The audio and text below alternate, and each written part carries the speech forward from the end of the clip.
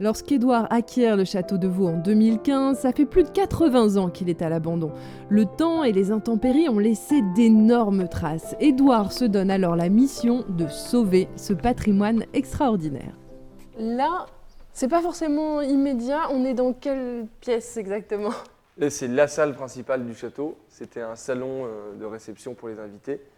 Et donc ça s'appelle le Grand Salon. On a une belle trace du passé, on arrive à voir la pièce, c'est relativement lisible. Mais le plafond est en train de s'écrouler, donc il est tenu par un étai en bois. Mais les fenêtres, c'est pareil, sont dans un état un peu moyen.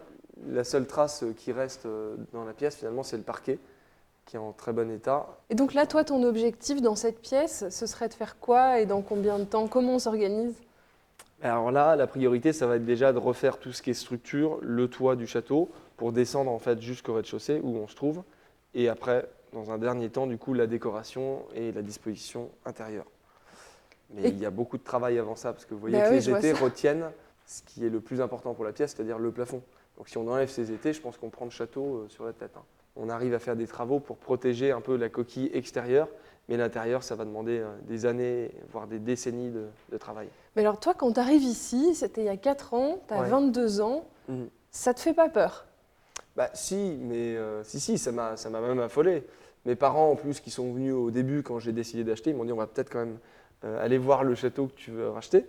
Et ils m'ont dit voilà, on a restauré beaucoup de châteaux, mais celui-ci va demander un soin, une attention même toute particulière.